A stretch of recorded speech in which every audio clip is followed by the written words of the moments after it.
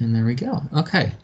Yes, so welcome everyone to the question time event for the presidential candidates. We are going to be following the questions that I sent out to you prior to this event. I'd like to ask everyone in the meeting currently who is not a presidential candidate to please keep your microphones muted and your cameras off at all times, just so that we can see the people who are meant to be talking.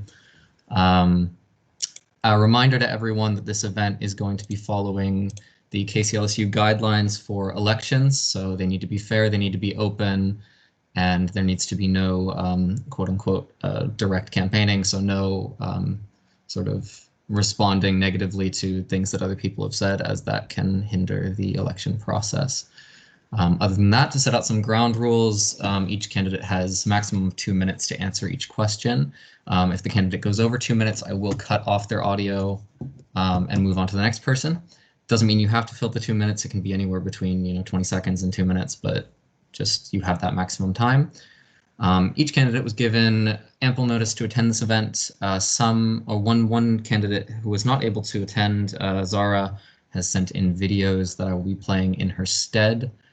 And the other candidates for president who are not here either send their apologies and were unable to attend due to a time clash, or have not responded, but everyone was given the same amount of time to respond and was given the same details. In the same vein, each candidate who is here today was given the same questions at the same time and was given the same notice to prepare. Great. So yeah, we'll get going. To start off with question 1, I will be calling you guys up by name for each question. I've essentially staggered it, so for each question, someone new is going to be starting, so no one has preference there either. But yeah, so for question 1, just a brief introduction. So tell us your name, tell us a little bit about yourself. We'll start off with Ali. Great, thanks, Marino. Hi, everyone. My name's Ali. My pronouns are she, they, and I'm a medical student at King's. But I'm also one of the current sabbatical officer team at KCLSU.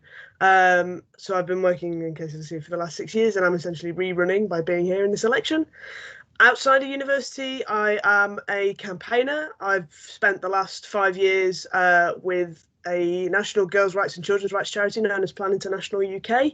So I've been doing advocacy work and campaigning with them for a long time. And I've also been through my time at King's, a society president, a peer mentor, a subject tutor. I've led on workshops, and I've even delivered speeches through my charity role at the Houses of Parliament. So I've done a lot of public speaking and networking during my time. And yeah, I'm really excited to be here. Thanks to Raw for organising this. My number one priority has always been about student representation and student voice, and that's what I'll talk about more through some of the later questions. Great, thanks very much. We're going to make our first attempt to share Zara's video for the second one. If everyone could just confirm to me in a second that you are able to see it when I start sharing it. Apologies again, this is going to be a bit touch and go, especially for the first one. Wait a moment.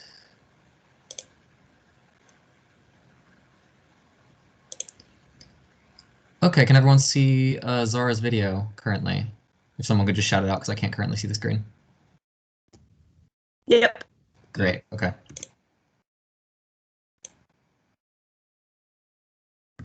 We can't hear you, probably haven't shared sound audio with it. Oh, thank you. Let's give that another shot. Oh, yeah, it disabled itself. Thank you very much for pointing that out. Okay, let's give that another try. Visible, yeah? Yeah. Hello everyone. First of all, my apologies I couldn't be there for the virtual debate. But my name is Zara Sayed and I'm currently a third-year student. I'm completing my degree in Religion, Politics and Society. I'm also the co-president for the Intersectional Feminist Society, the campaigns officer for Students for Justice for Palestine, and a buddy mentor student rep. This is a bit long, but let's talk about what I've actually done. So I have worked with the Arts and Humanities faculty for a collaborative research fund to aid the BLM movement. I have created bi-weekly check-ins with IFEMSOC, and with SJP we've had amazing cook-along events for the Students for Justice for Palestine Society, which have been amazing during this pandemic. All right, that went smoother than I expected it to, honestly. Great, Louis, you're next.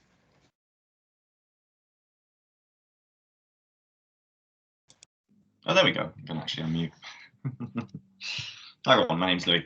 I'm a third year history student right now.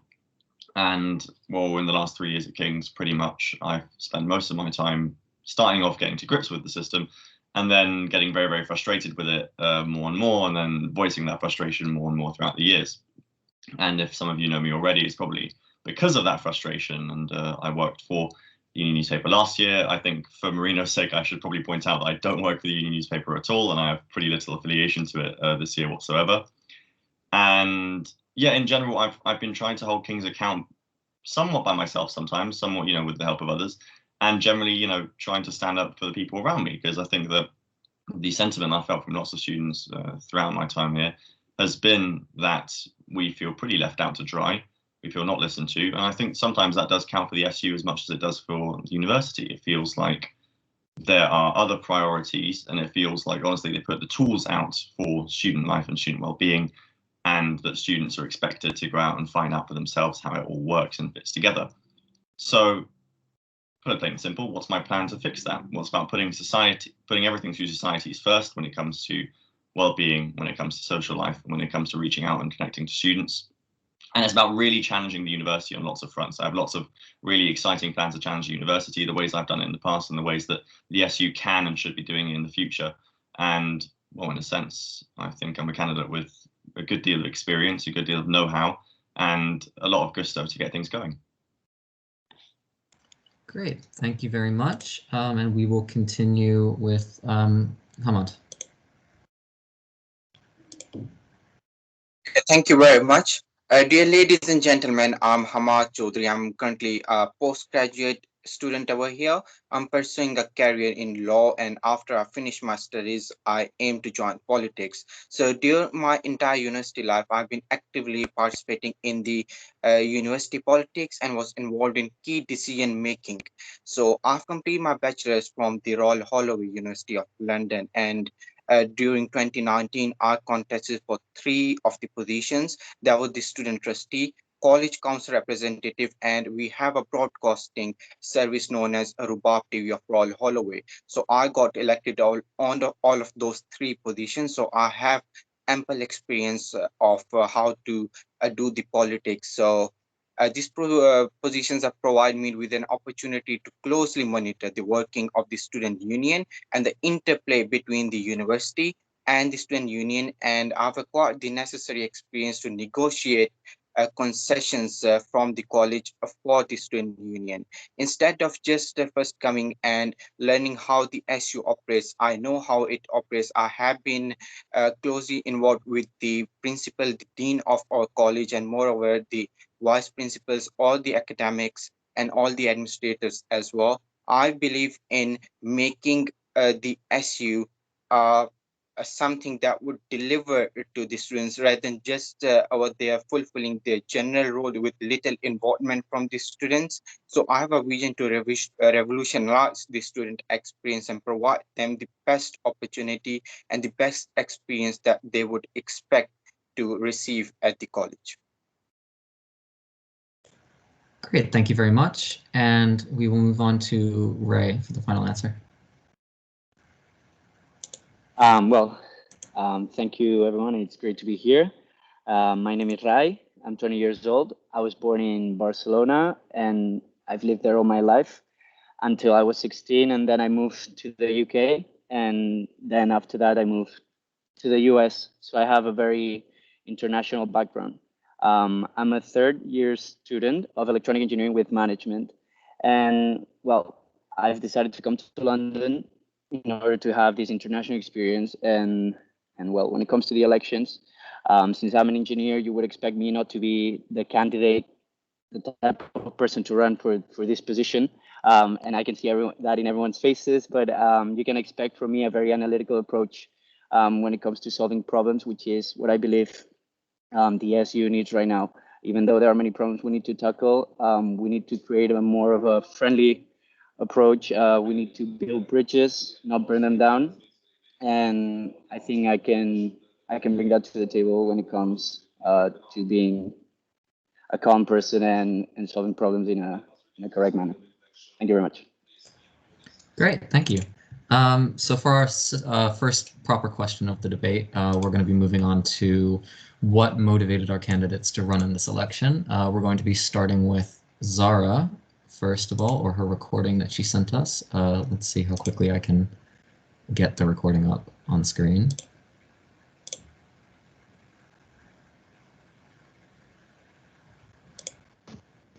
As to what motivated me to run or stand in this election, well, several reasons, but perhaps the strive for change and the fact that I have already been working towards this change, well, before I've got the role, and hopefully if I get the role, then I can continue my work. So I have worked with my peers and KCLSU to better the environment in King's College London. We are working very actively against harassment. I have now also joined forces with UCU staff and Decolonise KCL to start a campaign to end Prevent. For anybody who does not know what Prevent is, it is a Islamophobic policy implemented by the government, which unfairly discriminates against Muslim minority students. Inherently, it was not supposed to be Islamophobic. That's just unfortunately how it has become, and it has marginalized minority communities significantly. And these are factors that, you know, I've strongly stood against since my first year. I've worked these past 4 years. I've, attended more protests than I've attended parties. Not that you have to do that, or nor that you should have to do that, but that's kind of been the case for me. And since it's my last year, this is kind of my last try at bringing the change that I've worked so hard for. Just to make it a better environment for the future students, the first years. I've had 2 UCU strikes during my time at King's. Imagine getting twice semesters cancelled completely. It's been very hard. The last year was full of a pandemic. This has been very, very difficult for everyone. So all these things and all my work coming all together has resulted in this candidacy.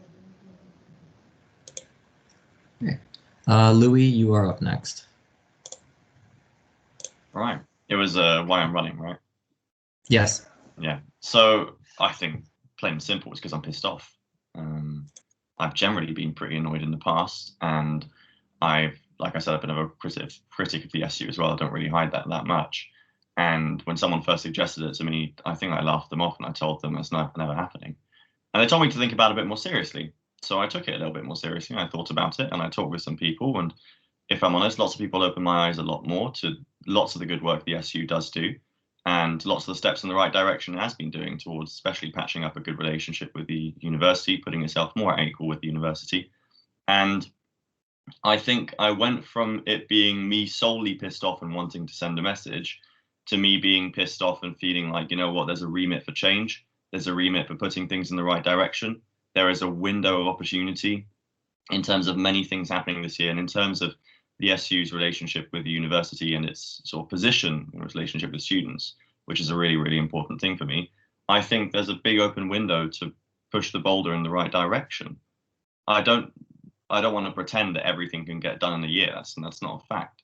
But I think, the reason I'm running in the first place is because there is a big window to push everything in the right direction, so the students can really feel like someone has their back against the university, and they can feel like they're part of a tight-knit community when it comes to their social life.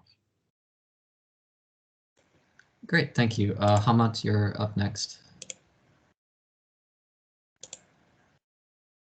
Yeah, I believe that the King's Student Union is operating as a traditional student union, just fulfilling its general role instead with little involvement from the students instead of being innovative. So I have a vision to revolutionize the student experience. I believe in giving rather than taking anything. So my first aim would be to innovate the SU functioning and recover the Sorry, I effects don't mean to. Sorry, just to interrupt quickly. Just to make sure, we're answering question 2 about what motivated you to run, not about question 3 about what the role of the SU is. Yes, please. So I just want to recover the effects of the pandemic. Many policies uh, are there for issues arise. They would devise and plan before decision is taken. So I would just aim to deliver something that's different from the other people. I aim at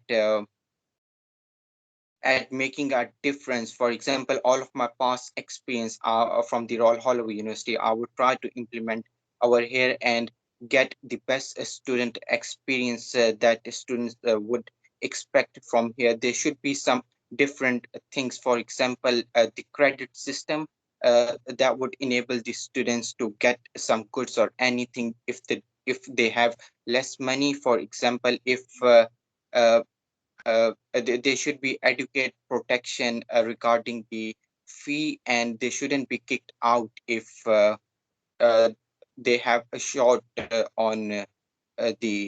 uh, on the funds. Thank you. Great, thank you, Hamad. Ray, you're up next. Hey, well, so the question is what motivated me to run for this election? As a heads up, so you guys understand my position. I'm an engineer student. We're from a new department that was put on aside for a very long time, and the college decided to revive it. And well, since I started at King's 3 years ago, I've always hardly believed that students are the most valuable asset when it comes to a community such as a university. And so by being part of a new department, things weren't really running smooth. And I got to have the feeling of what it's like when the university doesn't care about you. It cares, it tries hard, but you don't really get that feeling. So, well, after taking consideration running for the campaign, I decided that I wasn't going to let COVID be an excuse to not get the quality back. No, I don't want it to change our quality standards and define our overall experience at university. I'm not saying that the SU hasn't done a good job. Obviously, this election is motivating. This election is motivated by the fact that of continuing the SU work.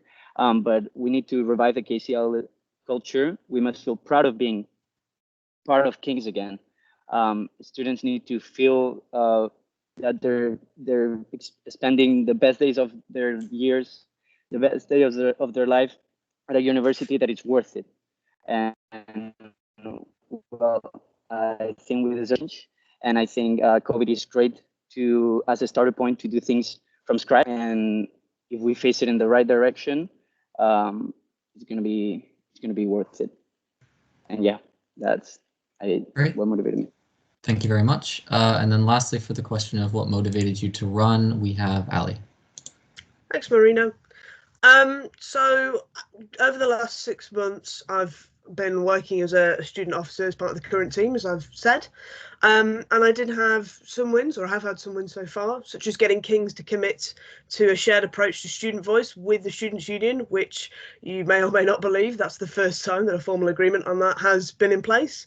But at the same time, it's become increasingly apparent to me that there is so much more still to do around student voice, around representation, and around student rights. And as such, I want to continue on the track that I've been working on over the last 6 months, using the skills, the expertise, and the connections to senior figures at King's that I've built during that time to continue working on that crucial matter and lifting the voices of students into the space where, you know, King's have to hear them and have to do something about them. One way that I've been doing that over the last 6 months is by coordinating and running the town halls. You may or may not have been part of them, and the most recent one did show that there is still ways that process has to be improved. It was the third one that we'd ever run, but at the same time, those structures weren't in place last year, and I think it is a good example of the direction in which we need to go for students, and to make sure, as I said, that Kings and the student voice are in the same space, which it seems absurd that those two things aren't the case currently, but that is the way that it is. And as someone who's come from a background of advocacy and campaigning and working alongside other people to raise an issue and then achieve a goal together, I feel like I've got the expertise to be able to do that. And lastly, that same experience around networking with key influential people, bringing people together around a shared goal to achieve change, I also feel is going to be helpful in the very full of change year that King's has next. There's a brand new president coming in June in Professor Kshitij Kapoor, who's coming over from Melbourne. There's the education strategy is due for review because it currently runs until 2022, and also a brand new mental health strategy and student charter coming in. And I feel like because of those things, all those things coalescing together. Sorry, I'm going to have to stop you there. Sorry. Great, thank you very much for that. So for question number 3, moving on to sort of more hot topics, the Students' Union has faced extensive criticism in recent months, with some alleging that it no longer lives up to its name as a student union, so one run for the student population. So the question would be, what in your mind is the role of the Students' Union? And we'll start with Louis for this one. I think in recent months that definitely encapsulates what I wrote in January about it. And I think make it plain and simple. What I want to look, forwards in this sense. What should it be, right? And I think it's dual faceted in this sense. And some of the roles, the VP roles especially, represent that. On the one hand, you have representation, and you have students feeling represented. You have students feeling their voice heard. You have when students have concerns, whether they're small or big, whenever they feel like they're the ones facing up to this behemoth that is the university. Because if the SU is big, the university is bigger. It is huge. And it is complex, and it makes no sense whatsoever. It is good to have someone by your side and someone in your back. So I think the SU's, one of its 2 primary tasks is representation. It is standing up for students, and that's the union aspect of the role. It really is the fact that we are auto-enrolled. We are automatically members of this union because they're there to represent us. And then the other task is honestly social life. It is providing the network for social life. It's not just providing the tools and saying we have 3 bars, or 2 next year, go out and do whatever, and here is a network for societies. I think the one thing that most students have explained is that some of them are really, really pissed off about representation, but most of them are generally pissed off about the fact that apart from 1 or 2 societies, they don't feel like they're part of a wider community. They don't feel like they're part of a wider students' union in the traditional sense, and just the sense of their social life and their activities. So I think that's just about increasing presence, really making that human contact. Next year is the perfect opportunity for that. So yeah, those are the 2 primary goals. One is really about representation, having someone having your back, and the other one is about social life. Great, thank you very much. Hamad, you're up next. Yeah, I believe that the student union should be by the students and for the students. It should adequately represent the student across the board, whether it should be educational, it should be social, it should be about the policy, it should be anything, for example, financial as well. So it should forward the concerns of the students and try to provide the ultimate student experience. What I believe is that what it does is just fulfills its general role of being a student union, and just fulfilling the general and legal role instead of the primary role, that is to represent the students. The students here should feel at home. They should be involved in the decision making process. They should be consulted at each and every stage, so that whichever the policies are derived or whichever policies are made, they should reflect the needs and concerns of the students. It should have inclusivity. It should have all the moral things that should be in a student union. It shouldn't be getting pressurized by the university. Instead of going and submitting to whatever the university policies are, it should just forward the concerns and the needs of the students, so that the student experience should overshadow the policies made by the university. Thank you. Great, thank you, Hamad. Ray. So for the past month with this pandemic, we have seen that people are not happy with how the US has behaved, well, in a way behaved or acted, right? But it's understandable because the US is formed by the student union. Yes, sorry, I'm saying US all the time. I can see everyone's faces. But I mean, my point is that if students are mad, given the current situation, it's understandable. Okay, and the SU role is to meet students' needs.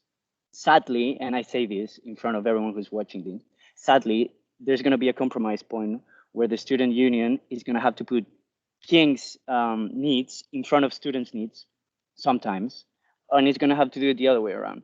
So, in a way, the SU role is to meet KCL's needs, and it sounds contradictory for the word student union, right?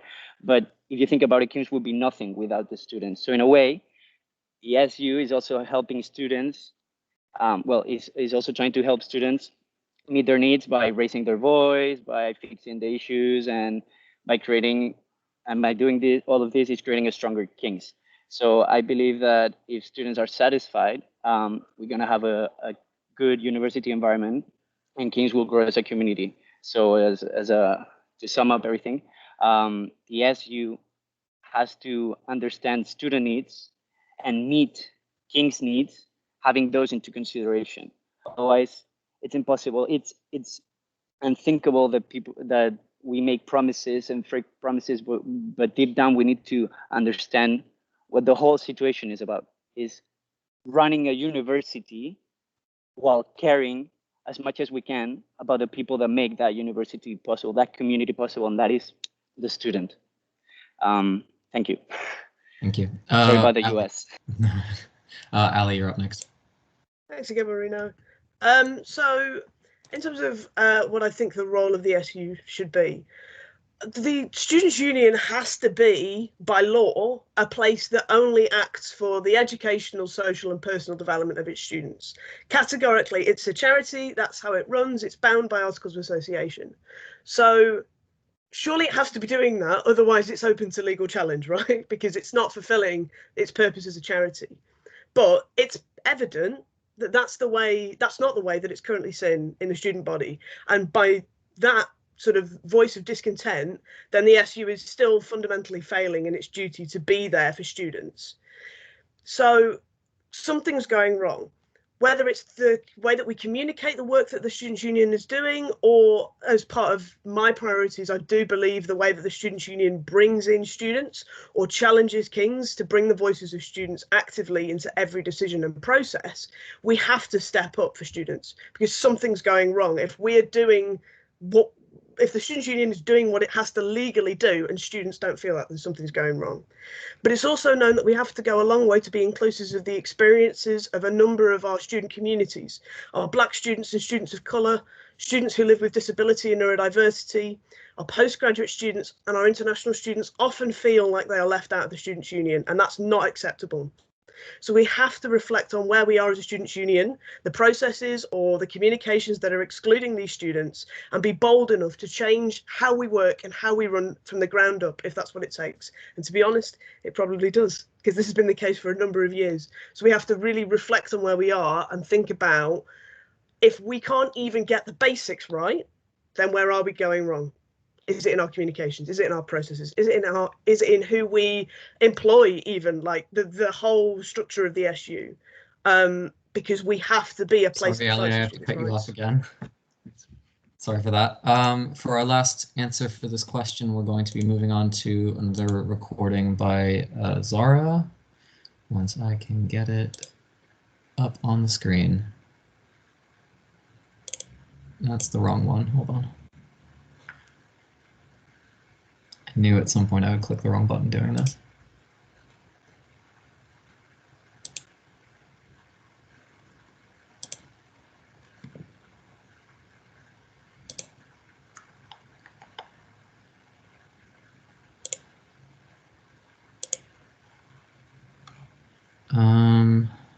Sorry.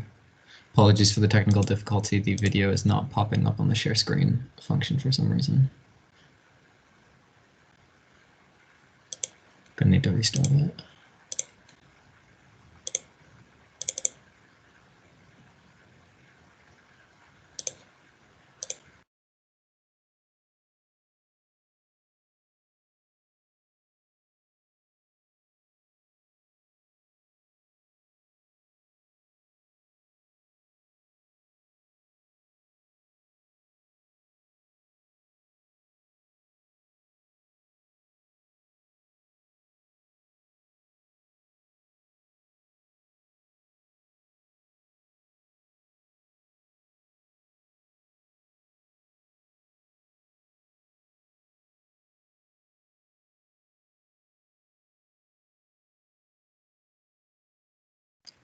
We're nearly there.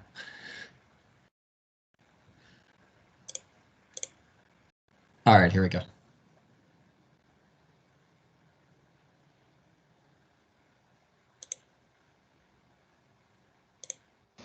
So I'll start with the last bit of this question first, which is, what is the SU's role in my mind?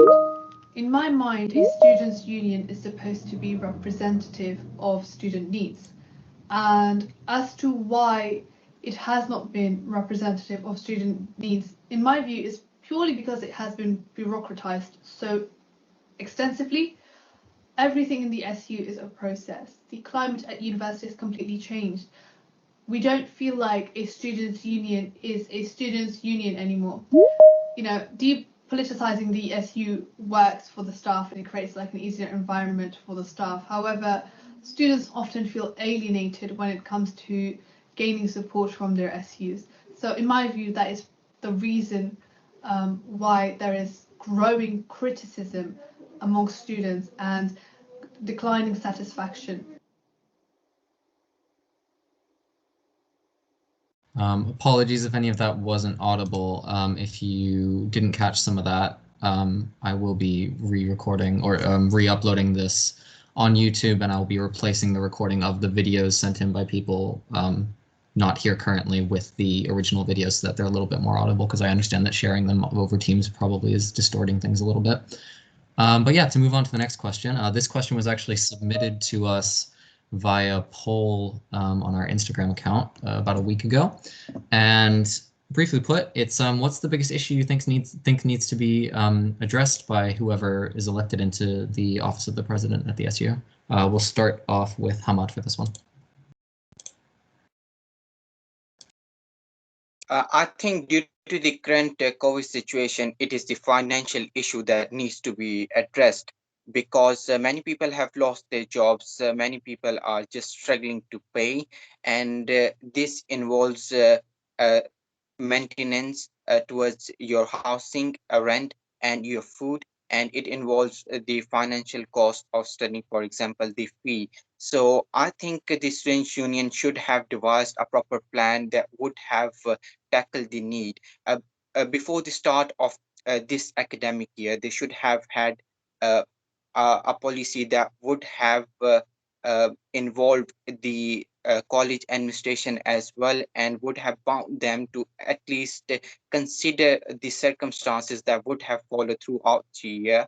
It should have devised the plan that the fee should have been lower, and the lower fee should reflect uh, the cost of delivering the lecture this year. For example, many of the lectures are not taking place on the campus, and they are taking place online. So whatever costs are saved in that process, that should have been clearly given towards the student. And instead of doing that thing, only what have been done is, when the university does anything, the student union take up from that point, instead of tackling or making some policy that wouldn't have let it happen in the first place. So I think it should have devised some strategy. For example, firstly, to lower the fee and lower the cost. Secondly, to provide ample support to the students during this pandemic. For example, hardship loan. For example, some credit system that would allow the students to shop from the student union shops and to pay them when they get the money. For example, they should have given subsidized goods, or they should have discounted the goods on the campus as well. Thank you. Great, thanks very much, Hamad. Ray, you're up next.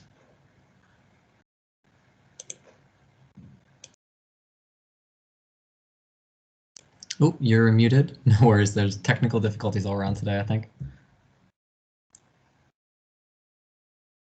Still muted, unfortunately.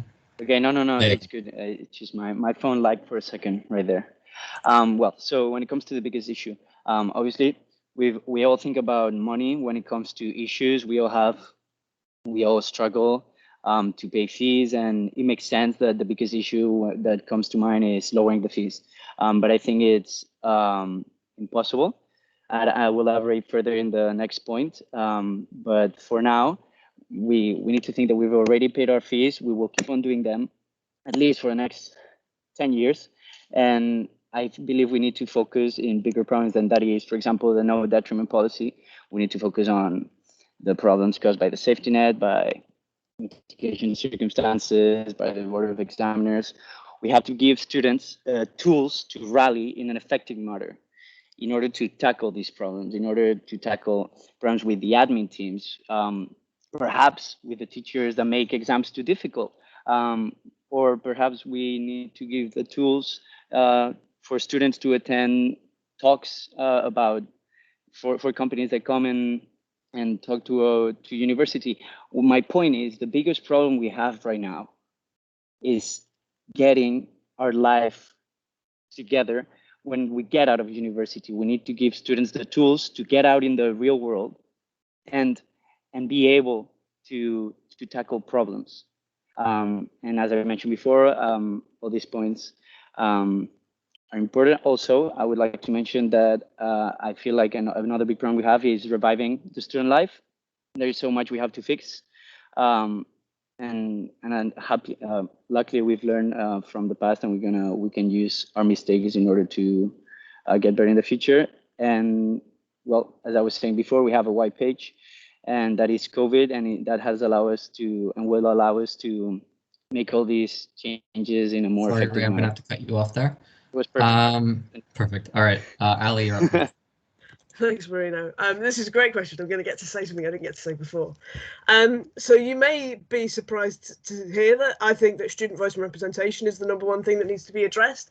And I do feel like if we get student voice and representation right, then that lays the groundwork, that lays the foundation to mean that in future, it won't take us months to have to try and get a conversation with King's about the no detriment policy or tuition fees or any of that stuff. So I'm going to break this down into two. The first is representation. I feel that reps really need to be supported from the moment they enter their role, or even before that with training, to whilst they undertake their duties, and then at the end to be recognised and rewarded for the contribution they've made to the university. I think King's, both centrally and in terms of faculties, need to reflect on their representation models and methods, which is the work that I've started during this year of term, to really make sure that every single decision that affects students, which at a university is most of them, if not all, that to put their voices front and centre. And also, we've seen recently that there's been a massive surge, if that was even possible, in how passionate and like front-footed student voice campaigners and activists have been. So I think we really need to be more responsive to the calls of student campaigners and student action groups and really involving them. So that's one side. And the other is about futures. The thing I said before, we've got a brand new KCL president, a brand new education strategy, which should be under review for implementation the year after, a new mental health strategy and student charter. And I feel like we really need to put students' voices front and centre of those, again, to build that relationship with the SU for years to come, to make sure that students are the front and centre of the designing of their own education, and to make sure that we really place the students' union also as a centre of expertise for student voice, so that there is that sort of dialogue relationship and that building of the trust in King's of the students and students of King's, and that we build that King's community. Great, thanks, Ali. We're going to move on to Zara's submitted answer and then Louis thereafter.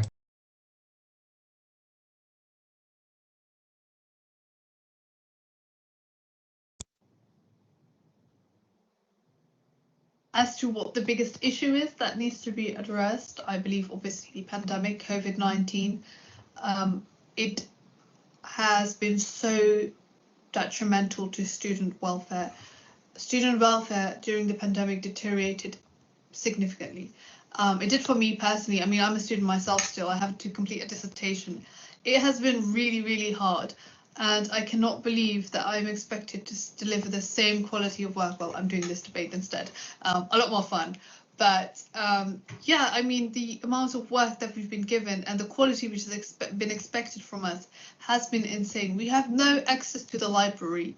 How are we expected to write 10,000 word dissertations? I really do not understand.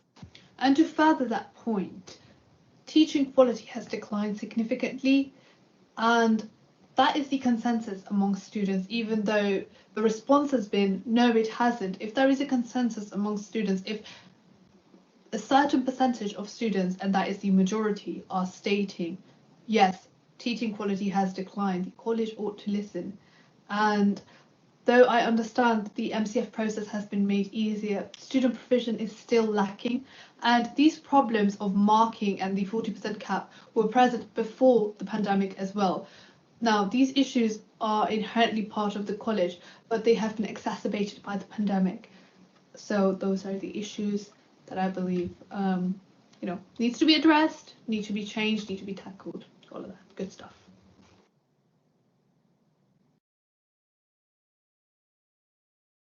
Cool. I think we're finally getting there. All right, yeah, Louis, you're up next. Yeah, good flow going on here.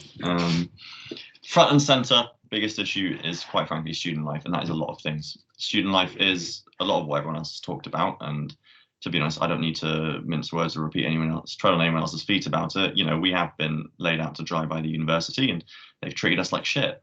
But beyond just that, it is also the fact that, yeah, I get that it's out of everyone's hands that we couldn't really come to campus for most of last year. Next year, we're going to have a year's worth of students who have not seen their campus whatsoever. We're going to have 2 cohorts who are going to miss out on half of their university life, full stop, no matter what. And we're going to have students coming in after doing their A levels in the pandemic who really want to experience what student life is. I mean this to say honestly, a lot of this is obviously about changing the SU's relationship with the university and changing the SU's relationship with students. Fundamentally, the top priority is making sure that the feeling of every single student is that they're comfortable, they're engaged, they're really part of something. It is not just, honestly, it is not just changing the SU's operational directives and whatnot. It is making sure that the students themselves really come in next year and they feel like, wow, this year is really engaging. There's a lot of things to do. At any given point in the year, you know, I can take a bit more time off. I can get a little bit more engaged. If there's an issue that's facing me, I can actually have someone that really represents me. I can talk to my student rep and, you know, they can actually stand up for me. I can talk to the SU if there's a bigger problem, they can stand up for me. If I'm feeling systemic discrimination, honestly, then I can talk through the SU and we can address the university's problems. I think that's where it lays. It lays the foundational level of making sure each individual student next year really feels like there's someone working for them and really feels like they have a community around them. So it's not just about repurposing the SU's objectives. It's about doing anything we do with the student experience in mind. Great, thanks very much, Louis. The next question, I believe, is also, yes, it is another submission from a King's student made via our Instagram poll last week. And that question is, not all promises made by SU candidates end up fulfilled. So how do you end up, or how do you plan on keeping your promises that you've made this during your campaign? Me. Okay, yeah, because you didn't. I was just well. So I encourage everyone who is watching this to read my manifesto. And the first thing that will pop into your mind after reading it is that I have promised realistic things. That is strengthening the KCL culture, having a more transparent relationship between Kings and the KCLSU and the students, have a joint SU front, which means getting all the student unions from different universities together so we can tackle problems as a bigger group in a more effective manner. Also making your money worth, and that is by giving you the tools to get into the real world and being there and making it being better than anyone else. We need to make the KCL brand better than any other university. And also bring admins to responsibility. All of these are promises that are for and by the people. What I mean for and by the people is that all these changes can be achieved if we work together. We do these things for the people, but the people need to understand that these things will only be done with their full support. I won't rely on external policies, and everything can be achieved within the KCL legislation, sort of say. And most importantly, the reason why I'm going to fulfill my promises is because I haven't promised that I will lower the tuition fees, and that's the next point.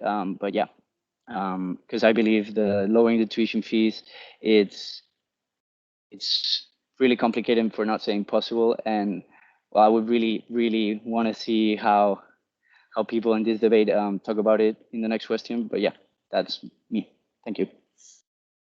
Great, thanks very much, Ray. Ali, you are up next. Thanks, Marino. So it's a really astute observation, just to say that not all promises get fulfilled. The way that I've chosen to tackle it is by focusing on one big central topic, and it is a big topic to sort of come out and say the whole student voice and representation system needs looking at, but I think that it is broad enough that then I can break it down in the things that I just described in the last question to sort of operationalize it and say, well, these are the things that I want to achieve under that vision as part of a long-term we need to change representation. To talk about my experiences as a current student officer, when we started, we worked with a campaigns organizer at the beginning of our term to turn what were our manifestos into a number of central objectives, maybe 2 or 3 that helped to focus our actions. And obviously we'd all go through that process again. For this year, comparing to where I was then, I have one central thing again, which is representation. It was the same as last year, but it's now much larger than the one that I took in at the start of my education health role. And then other smaller but no less important aims around student union comms and transparency, which I think are important to tackle what I said earlier around students not feeling like we're doing the right thing for the student benefit. I do want to say that it is physically impossible to change everything in the next year, which is why, in the same way, I've sort of taken this beeline for student voice and representation, because I think that it will lay the groundwork for years to come in terms of SU campaigns moving faster to support other officers, which is part of the role of president, to support other officers in their role of lobbying for the changes that they want to see in their manifestos, and also to create a working relationship between KCLSU and the new president and the new university, whatever it looks like, to create a relationship that lasts for years to come. Great, thanks very much, Ali. We're going to move on to Zara's recorded response now.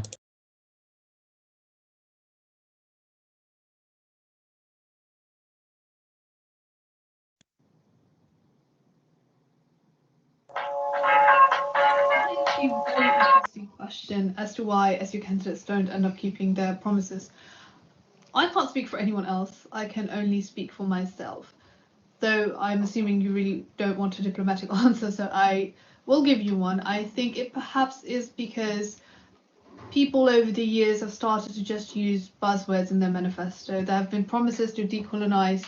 However, what have they actually done? Do they understand the nuances behind decolonize?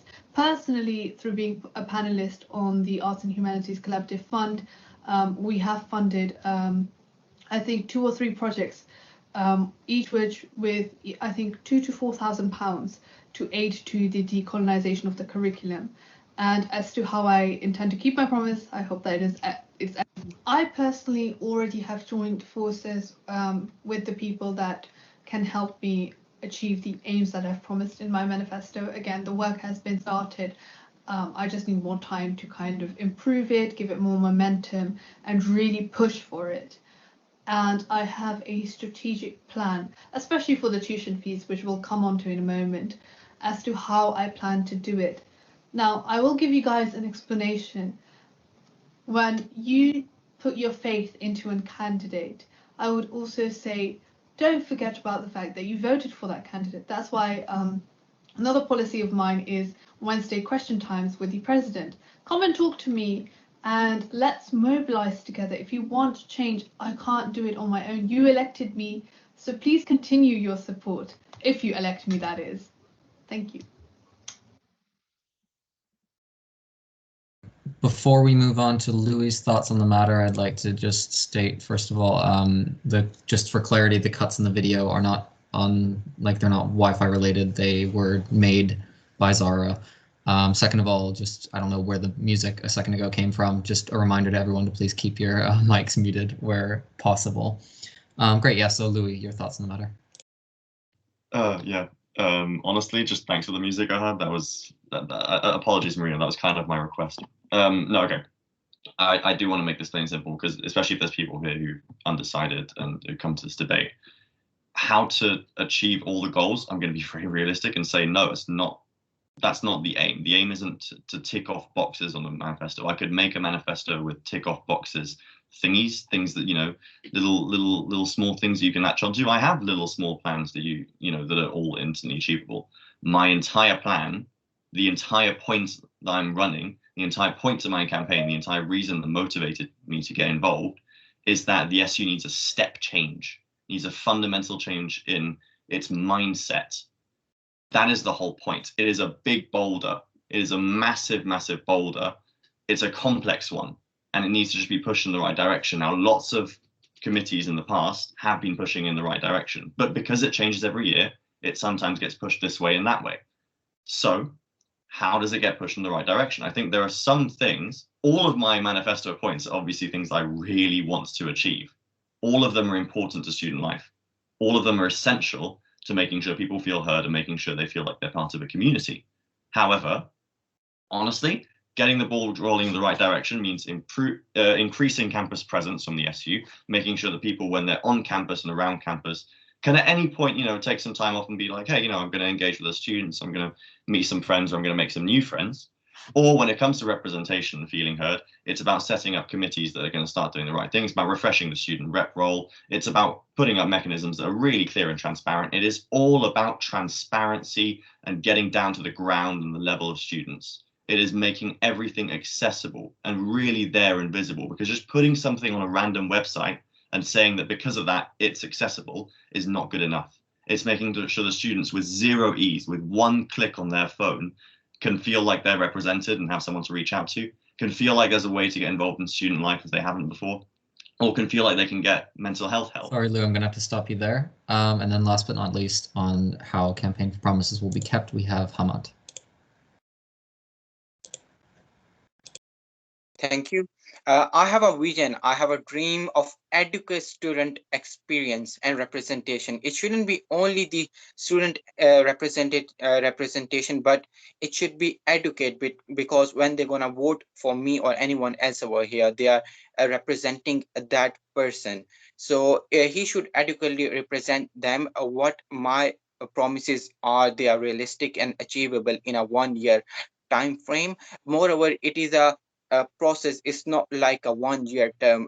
Whichever policies we're gonna make, I'm gonna make here, they're gonna be designed to carry on for years and years to come, and they're gonna benefit the students in a long run, rather than only in this short term or only for this particular year. So what the policies I would devise within my tenure, I would just hope that these policies would be further developed by the student officers who's going to come in the subsequent years. These policies would mean regarding the educational policies. These policies would be regarding the student representation. These policies would be regarding the mental health. These policies would be regarding the financial aspects of the student union. I would try to link up the student union more effectively with the college administration, so that in when the student union is devising any strategy, it should take on board the college administration, and they should both complement each other, rather than the student union just voicing for the needs and the concerns of the students. Because effectively the college administration, the college functioning, and the student union functioning, they together make up the full student experience. The college provides the educational facilities, whereas the student union provides the extracurricular. So if Sorry, my mic was muted. Hamad, I'm going to have to stop you there. Sorry. It's my bad. Great. Thank you all for answering that question. Next up, we actually have our last question that was submitted by students via our Instagram poll. And it's, I'd say, inarguably the most hot button topic issue of this question time event. What is your position on partial or full tuition refunds? We're going to start off with Ali for this one. Gosh, I've got to start. That's interesting. Right. So my position on partial or full tuition fee refunds, as the question states, is absolutely we should have as much as possible. Ideally, higher education wouldn't be driven by fees anyway. That's my personal stance. something that I also know it's something that the NUS is working on through its New Vision for Education campaign that I'll be supporting whether I'm a SAB officer or not. And I think the more voices we can get behind that, again, to change the landscape of higher education, the better. However, I do feel, and most people in this room may be aware, that in terms of practicality or just attitude, that those partial tuition, full tuition fee refunds for now just aren't going to come from King's. So our strongest angle would be to swing King's and as many like vice chancellors we can get across the country to lobby the government for a fee package, because we know that other industries and other sectors have been bailed out as a response to the COVID pandemic, but there's no money there for higher education. And as part of that, as part of my role as student officer, our team have connected with the Students United Against Fees campaign. And I think that model of cross-SU campaigning is something that we should continue doing in the future, but it's going to be our strongest bet if we wanted to get tuition fees refunds for now. But I also think quickly, in terms of funding more generally at King's, there is something to look at, and other officers have been working on transparency. But we know that international fees for international students are extortionate. They're not capped. No one seems to be accountable for them. So I do think that we, as a students' union, would have a responsibility to look at the exploitation, as it seems to be, financially of international students, and to call to King's to be a bit more responsible in how they allocate their fees. I think that's something that the students' union at King's could do in collaboration with KCL. Great, thank you, Ali. We're going to move on to Zara's call-in answer.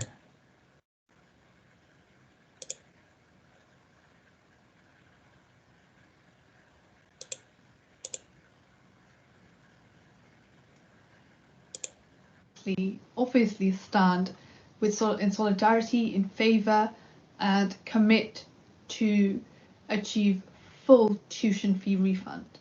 And the way I aim to do it, nothing is impossible, by the way, nothing is a utopian matter of reality. Everything can be turned into actual reality. You just have to have faith in it, and you need to mobilize. Mobilization is how we get things done. If it wasn't evident through the BLM movement, that shook the entire world. You know, mass mobilization of people can really change the world. And this is only tuition fees. Now, how I'm going to do that is first strategically lobby, closely work with the NUS delegates, and really turn this into a UK nationwide campaign. Guys, we are not the only university in the country that want a full tuition fee refund. There is like a great deal of demand for this. If we can mobilize effectively, it is very much possible to get full tuition fee refund. That's why I want to commit to full tuition fee refund first. And if that's not possible, obviously partial. But I think if we can really push the campaign for full, we will surely, like, partial will always be there, but if we can get full, then go for full.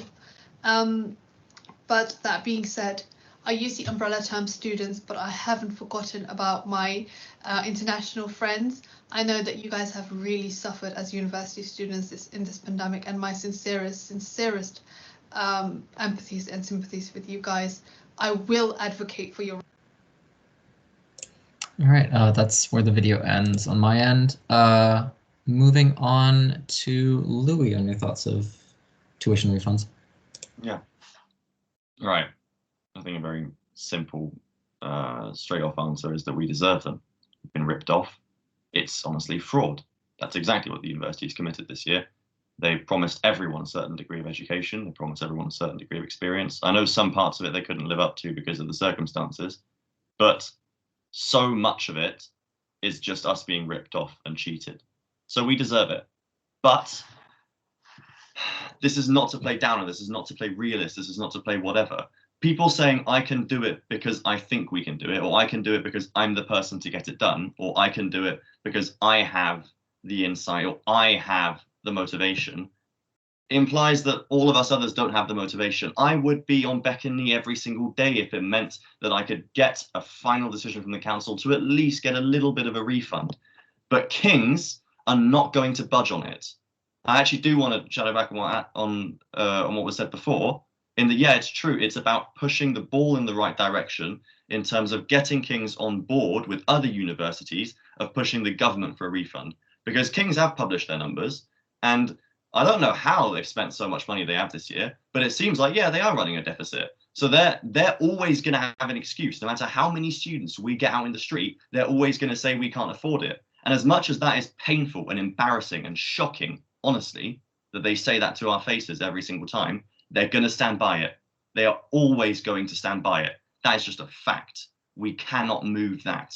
So our best chance in terms of being realistic and still ambitious, right? Being realistic is not being unambitious, is pushing that really big ball in the right direction. It is getting on board with other student unions and getting on board with other universities, being cordial and polite with other universities, getting everyone on the same page of, right, we get that everyone's had a bit tough. Students have had it hardest. We have been the ones. Sorry, Lou, I'm going to have to stop you there.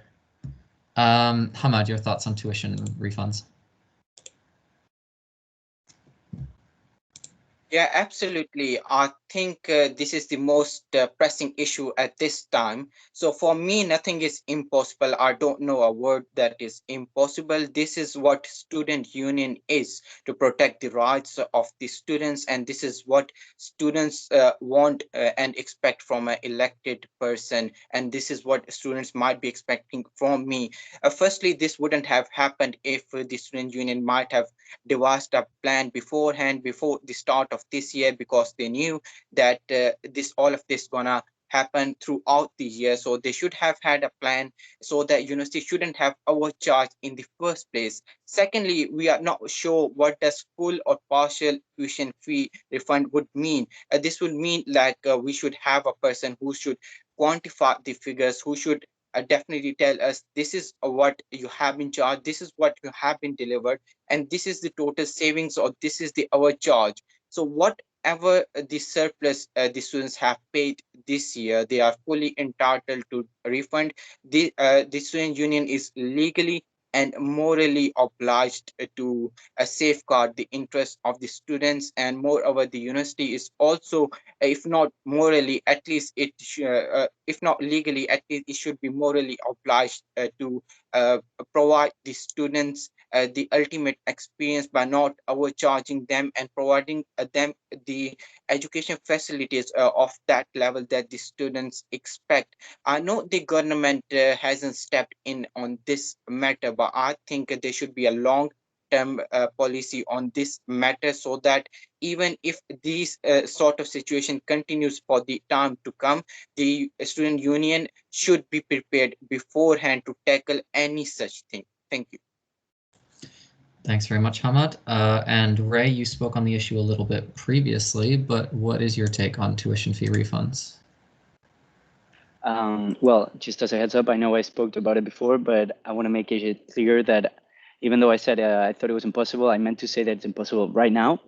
We can obviously work on policies that in the future, and it's been proven in the past that we can affect how tuition change. So yeah, I believe in the future we can find a change for this, but we need to work now. But well, in my opinion, I see fees, student fees, study fees are as taxes.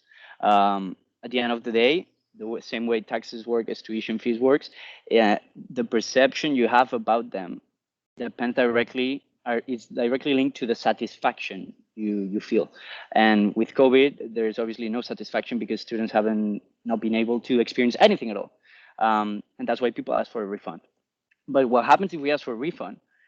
Tuition, well, then we cannot get things done. But what I mean for that is that tuition fees cause an increase of funding per student. They raise enrollments, and they narrow the participation gap between advantage and disadvantaged students. It gives basically everyone an opportunity. So basically, tuition fees are invested back into students. And if we say, and I believe we're wasting our time trying to get refunds instead, we should use our resources into creating more opportunities for students. Assure they are going to have a future after leaving the university. So we have to reach out to sponsors. We have to assure placement years. We need to make sure people have placement years. We need to be upfront of innovation. For example, look, Oxford as an example, they have a COVID vaccine. We should be upfront of innovation. We should allow students to develop their ideas, and we need to give funding for research. science at the end of the day makes the world move. So I believe tuition fees, even though I agree with lowering them, well, I don't agree specifically now, but because I believe they're necessary for university life. But I agree that probably international students have struggled more than national students. I believe that as a bottom line, they're necessary, and we need to find ways around so our money is worth the price. Anyways, read my manifesto if you want to know more about that. Thanks very much, Ray. Yeah, so moving on to the next question, and actually our last major question for our candidates. I mean, you all have a bunch of different things on your manifestos. You're all running for different small aspects of improving the King's community in many ways. So wanted to ask you, what's the thing in your manifesto that you're most excited about? We're going to turn to Zara's call and response first.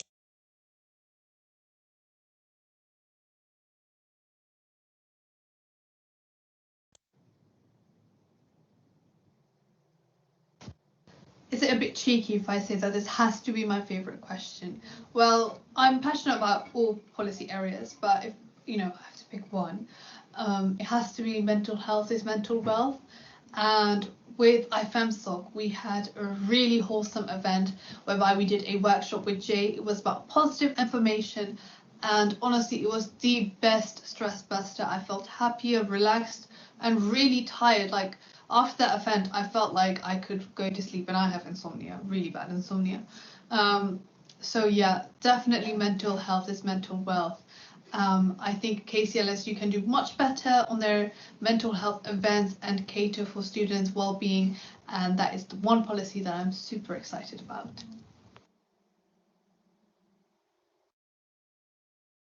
I'm muted. Apologies. Great. So yeah, we'll move on to Louis for his thoughts on what he's most excited about in his manifesto. Most excited about. I'm not going to say everything because it's always everything, to be honest. And it's all I wrote all of them, being like this will be sick, honestly. But to be honest, excited about. I'm not going to hide behind it. I'd love to get the big old boulder moving in the right direction, but I would love to see a fourth student bar, a reopened field bar, and more campus presence. The one thing that I was lucky about in my uni experience was I sort of knew how interacting with the SU went about, in a sense. But I know so many of my mates who didn't really understand how societies worked, who didn't get campus spaces, felt a little gatekeep, felt like they were kept away from it. Honestly, I'd absolutely love that people come to King's, which is a city, an urban university. It's not a campus uni. It's hard to make that campus experience felt. I'd be so delighted people come to King's and feel like they have a stress-free and social experience, because there are things on campus, there are things to do, there's always something going on. You're around the library, you're around campus spaces, and there's tents, there's stalls, there are beanbags, there are chairs, there are people, there is stuff going on. That's exactly what the uni experience should be. Yes, it's about the serious things and feeling represented, but it's also about just feeling like you have this enjoyable experience. It's 50% of the fees are for your education, the other 50% is for where you are and what you're doing. And so much of that should really not, I think we're on the opposite end of the scale in terms of people feel like they're left out from being able to engage. We should be on the full end of the scale. People can really, get on board, hop on board with stuff every single day. And that's something I'm really, really excited about pushing in the right direction. Great, thanks, Louis. Hamad, what are you most excited about on your manifesto? I'm very much excited about reviving the ultimate student experience that have been hindered by the effects of the COVID-19. My aim would be to revive the student experience within this summer break before the next term starts.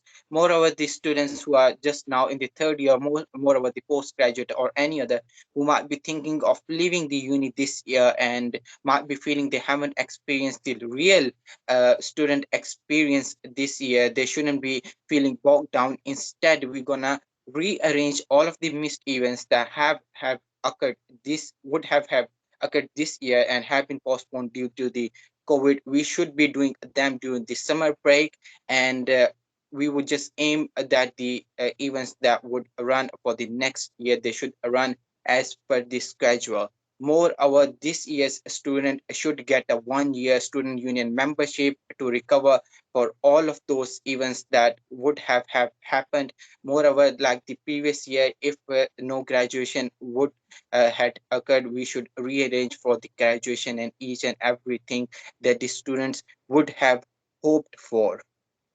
So I would definitely compensate for the missed experience that the students were expecting this year.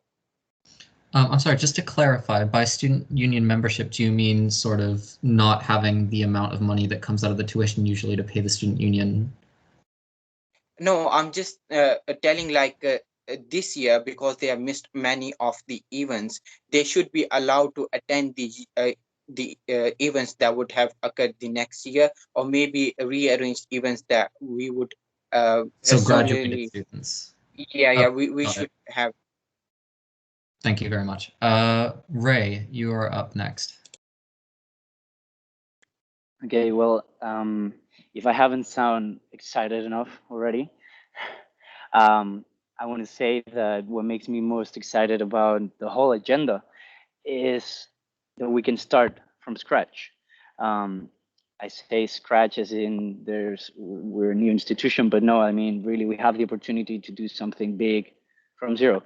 Obviously following Salma's legacy, never forgetting about that. But anyways, I feel like my agenda has a very positive impact in students and the university relation. And the whole agenda is about creating a stronger bond between these two. I'm not about, well, I've never been about burning bridges. I've never been about blaming anyone, at least not anymore. I think we've blamed enough.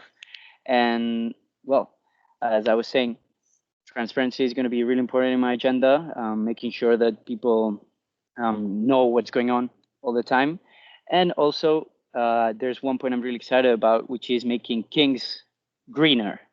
And by greener, I mean we all get the point. I remember a few years ago, well, 1 year ago, I found out that the Vault wasn't recycling their glass because they didn't have they didn't have the ability to do so. I mean, those things are unacceptable. We live in a world that's dying because of us, and we're such a big institution. We need to tackle these problems. The planet goes first, and obviously, I wanna make sure all the paper is recycled at Kings and that it becomes a green institution.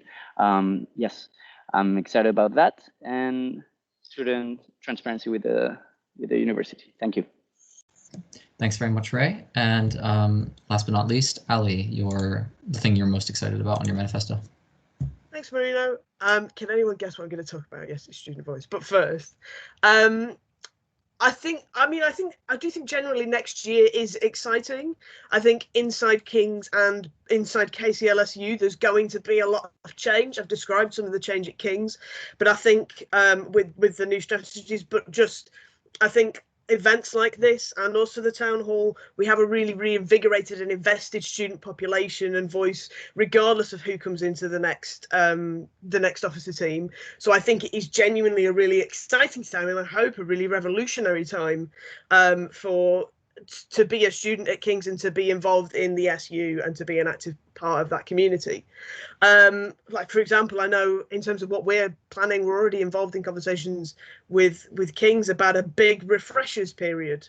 So like we're thinking about how do we bring everyone who didn't have a campus experience last year into campus, as well as the new freshers, and to have a really big kickoff and celebration of what it means to be part of Kings. And whilst that's only one part, that's that student experience part, like that would be an amazing way to kick off the year and then to think about all of the changes that we're going to bring in. But I do think as well, coming back to what I was saying about my manifesto, I do genuinely believe if we get student voice right, and we get it right now, then we won't have to campaign for 5 years on the third instalment or campaign for 5 years on the late submission cap for it to then take another year to come in. I do genuinely believe, and that's my ultimate goal, is that all students will feel represented and supported in that representation, and that we'll be able to have honest conversations with Kings. And that would be like my shining, I can sit back now, everything's done. And it won't take a year to get there, it'll take much longer than a year. But if I can play a part in that, then that for me is really exciting too.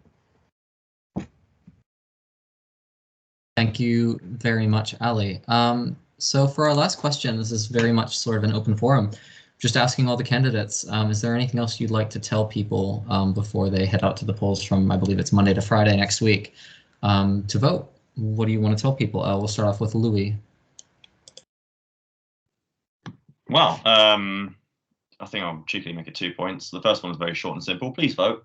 I do kind of care if it's me, but to be honest, please just do vote. Get your friends to vote. It doesn't take much, especially because now we're all at home anyway. You just go on your phone, go on the kclsu.org/vote, and press 2-3 buttons. If you want to vote for one position, you can. If you want to vote for all 78, you also can. It's not an obligation. It's not, daunting. Just, it's good. It'll shape the way things look next year, and it's really worth it. And the second one is that I do want to emphasize on the point that, yes, lots of it comes down to vision. Yes, lots of it comes down to ambition. And lots of it comes down to, let's get the impetus, let's get the things going in the right direction. But I think a lot of it comes down to experience. And I know all of my co-candidates here care a lot about the university and the student experience.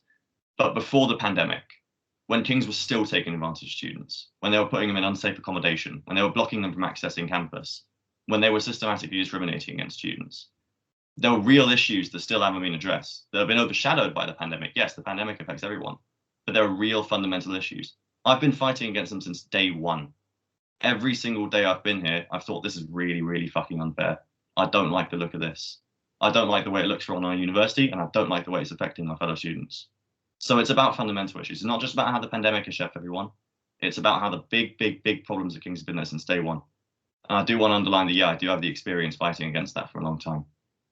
Thanks. Thanks very much, Louis. Hamad, is there anything else you'd like to tell the voters?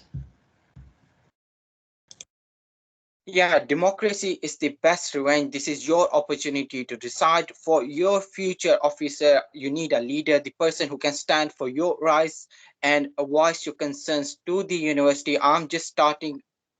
If I get elected, I would just start by giving rather than taking. So my stance would be just to don't take any of the pay that the student union would give me, and instead donate that to the student hardship fund so that the student should benefit from it.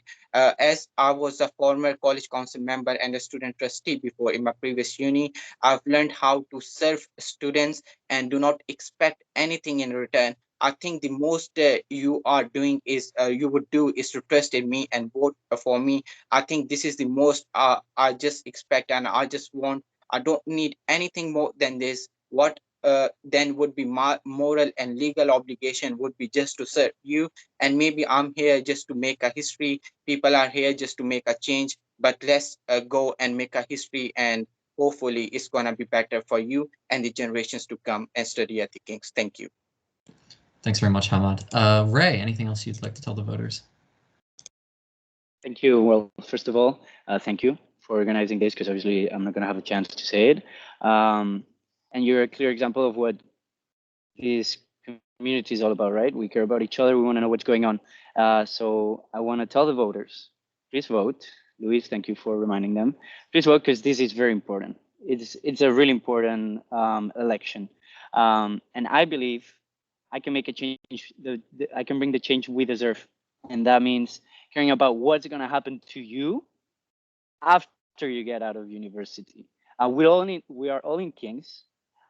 We could have gone to another university, whatever, but we decided King's because of the brand, because of what it represents. Maybe now it's going in different direction, it's deviating from the mean point, and we're going to work to get that back in track.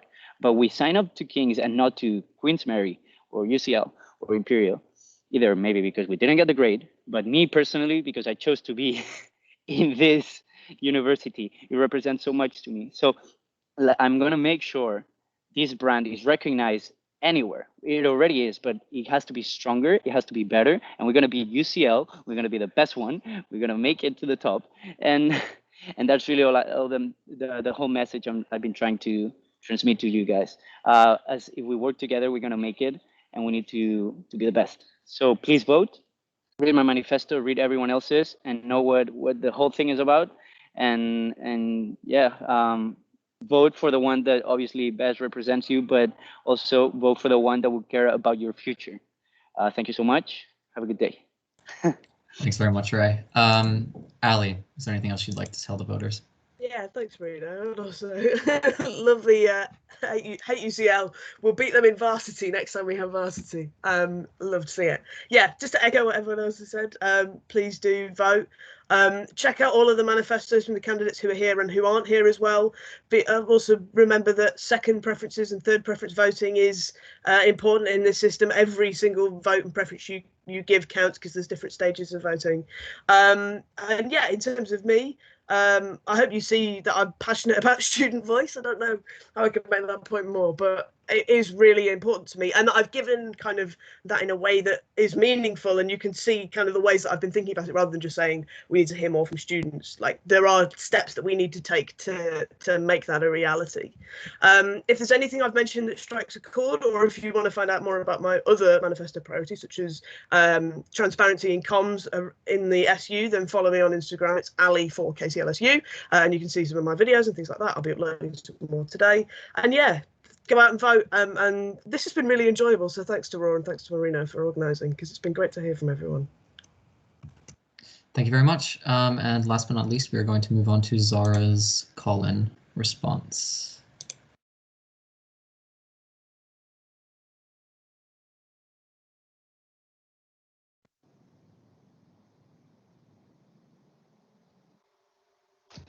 Well, we are already at the end of it. That went so fast. I thoroughly enjoyed this, and I hope you guys did too. And I'm going to let you guys go. I'm sure you're tired of hearing my voice now.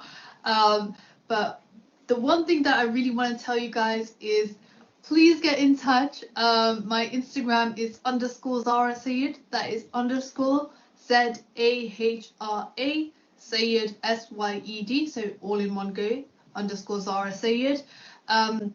Read my manifesto on the KCLSU website, and if you have any questions, any queries, or if you just want to be friends, I love making friends. I want to be your friend. I hope you want to be my friend. Please get in touch. Let's talk about things. Let's talk about life. Let's talk about our struggles, our happiness, and I hope you guys take care of yourself, take care of your mental health, and bye everyone. Just take care. Yeah. Just a couple words from me before you all run off to whatever else you've got going on today. I'd like to thank all of the candidates who came today to our event. I'd also like to apologize firstly for my horrible laptop and for putting up with the technical difficulties throughout, and also for the somewhat last-minute nature of the organization of this. As I said, all candidates did receive adequate preparation time and time to accept the notice, but we did get off to a little bit of a late start. We are currently in talks with the SU to formalize the debate process that we've occasionally had on campus, but it was never sort of set in stone. It's hopefully going to be a part of the official briefing that you guys would have received last Monday, and sort of have it be a concrete event so that people have more than ample time to sign up. Again, thank you all for coming. For everyone in the audience, I will be here all day, despite the fact that I've got 2 assessments due tomorrow, one of which I haven't even started yet.